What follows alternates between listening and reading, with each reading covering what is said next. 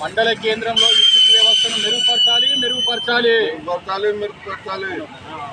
మండల కేంద్రంలో విద్యుత్ వ్యవస్థను మెరుగుపరచాలి. మండల కేంద్రంలో వీధి లైట్ల వ్యవస్థను మెరుగుపరచాలి. మండల కేంద్రంలో వీధి లైట్ల వ్యవస్థను మెరుగుపరచాలి. ప్రభుత్వ వైఖరి నశించాలి. ప్రభుత్వ వైఖరి నశించాలి.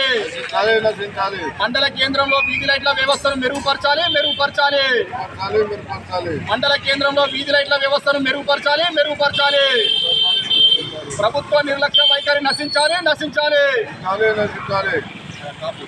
మండల కేంద్రంలో పత్రికా సమావేశం సందర్భంగా మరి ఇది పేరుకే మండల కేంద్రం కానీ ఇక్కడ ఎలాంటి అభివృద్ధి కార్యక్రమాలు గత 10 సంవత్సరాల నుంచి నోచుకోకపోవడం అనేది ఈ ప్రభుత్వాలకు సిగ్గుమాలిన చర్యగాని భావించుకోవాలి. మరి ఈ సందర్భంలో గత టీఆర్ఎస్ ప్రభుత్వం కూడా 10 ఏళ్లు పరిపాలించినా కూడా ఈ మండల కేంద్రం మీద దృష్టి పెట్టకపోవడం కూడా సిగ్గుమాలిన చర్యగా భావిస్తున్నాం. మరి సాయంత్రం అయిందంటే ఇక్కడ వీధి లైట్ల వ్యవస్థ చాలా దారుణంగా ఉండదు కాబట్టి కారు చీకట్లు కమ్ముకుంటున్నాయి కాబట్టి 10 సంవత్సరాలు తెలంగాణ టీఆర్ఎస్ ప్రభుత్వం నిర్వీర్యం చేసిన సందర్భంలో మరి అదే సందర్భంలో కాంగ్రెస్ ప్రభుత్వం వచ్చి 15 నెలలు పూర్తిగా వస్తున్నా కూడా ఈ మండల కేంద్రంపై ఉన్న వీధి లైట్ల వ్యవస్థ మీద దృష్టికరించకపోవడం అలాగే విద్యుత్ సంస్థ లోపమని చెప్పుకోవాలి. ఇప్పటికైనా బేషరతుగా సిపిఎం పార్టీగా డిమాండ్ చేస్తున్నాం.